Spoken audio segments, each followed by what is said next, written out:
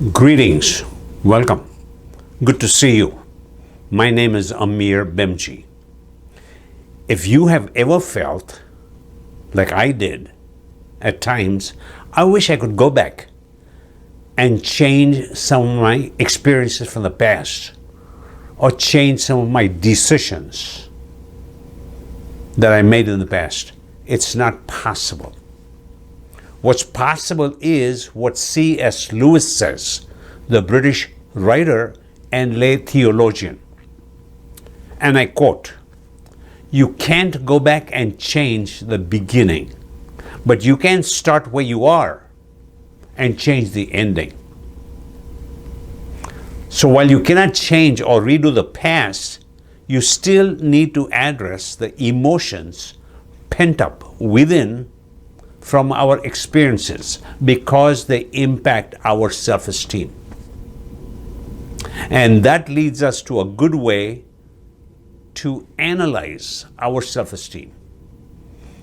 And the best way is to break it down into dimensions. And let me share the 3 dimensions with you. The 3 dimensions are the past, present, and the future. The past, which includes our early years growing up, the formative years when our self-esteem is formed and developed, with love, guidance, encouragement, support, learning opportunities, development goals, and more. Unfortunately for many of us, the negative experiences have had a far greater and negative impact on our self-esteem.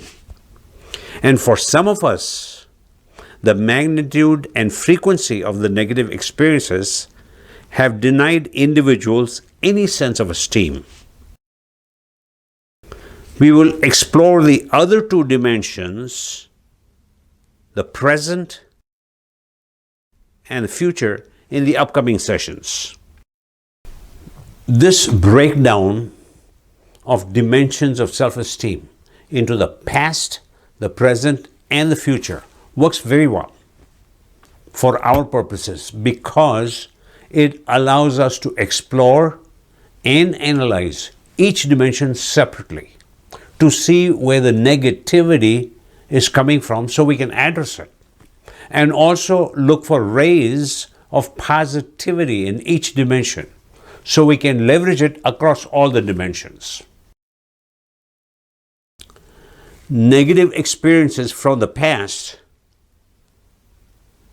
include experiences and messages that come from parents, guardians, teachers, friends, neighbors, anyone. The abuse, physical, mental, sexual. What a dreaded nightmare this has been for some young boys and girls laying in bed but unable to sleep, wondering when something dreadful is going to happen. Body image, body shaming. These messages can come externally from others.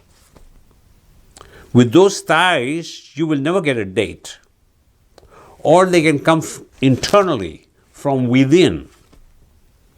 I hate that hair of mine, or I hate my nose.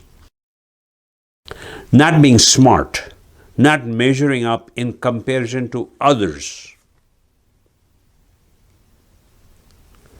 Similarly, messages about young person's competence or not measuring up in comparison to others do impact and change behaviors. Math is just not for you. Why don't you ask your brother?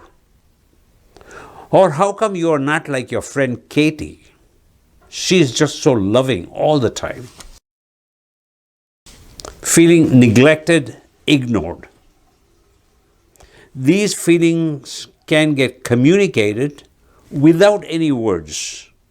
Just behaviors such as no eye contact. On being told, "I am sorry, not your fault. You were not meant to be here. It was an accident, not meant to happen. Wow.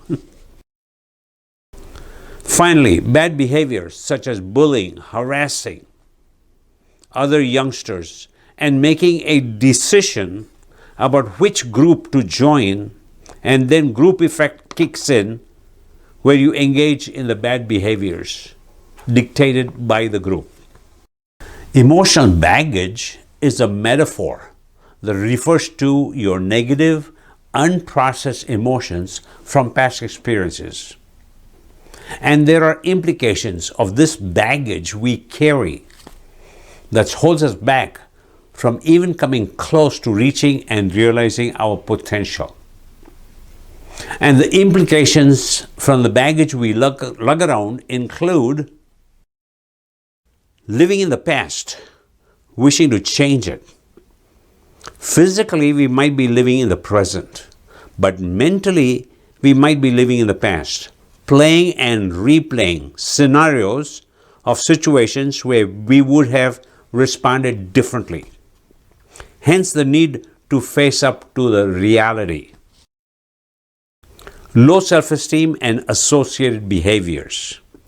We develop a high sensitivity to criticism with poor relationship and communication skills.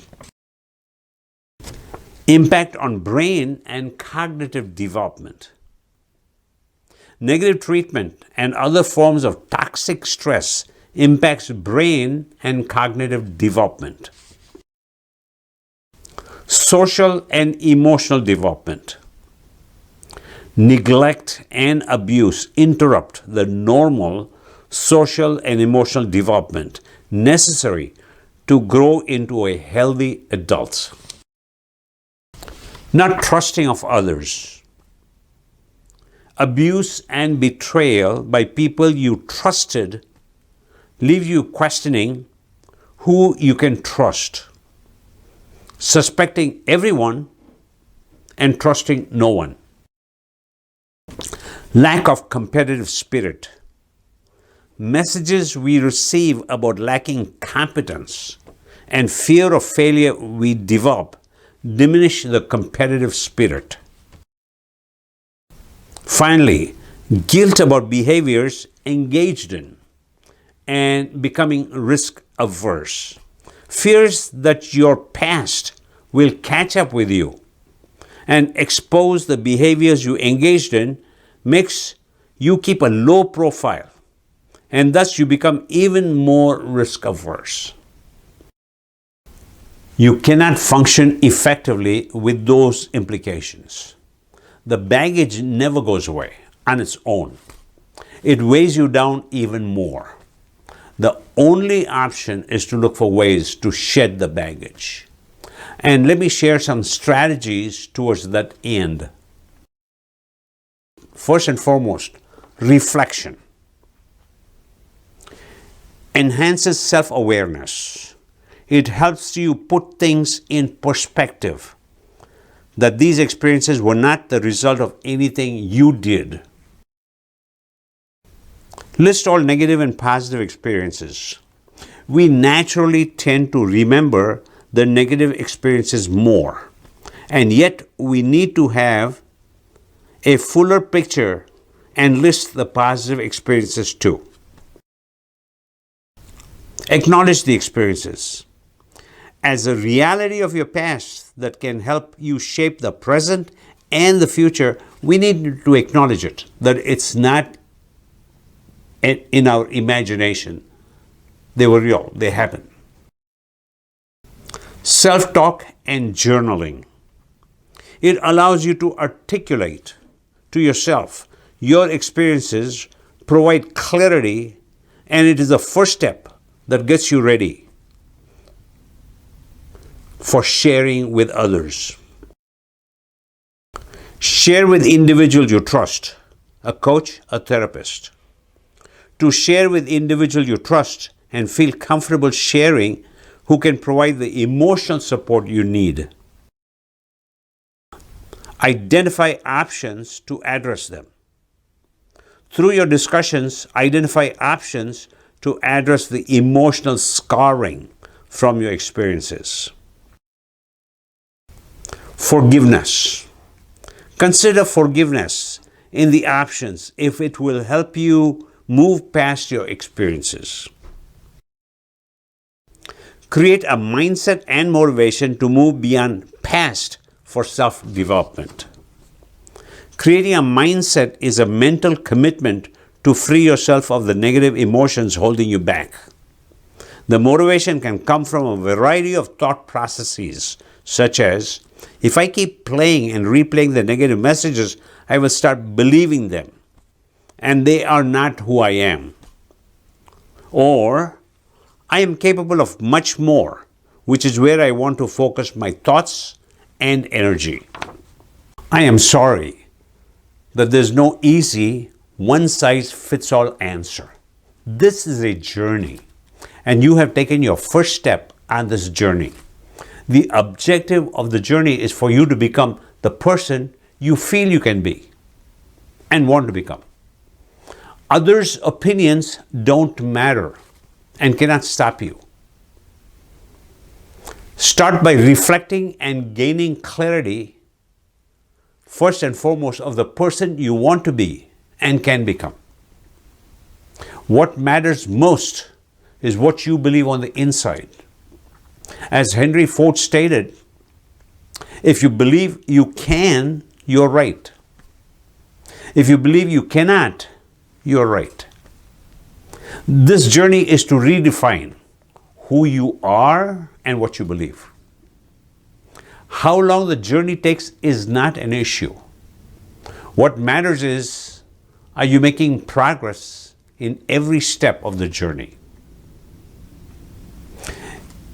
If you like this discussion, then click on like, share, and subscribe. Thank you for allowing me to share a part of your journey while you watch this video and process the discussion. I will see you in our next video. You take care. Goodbye.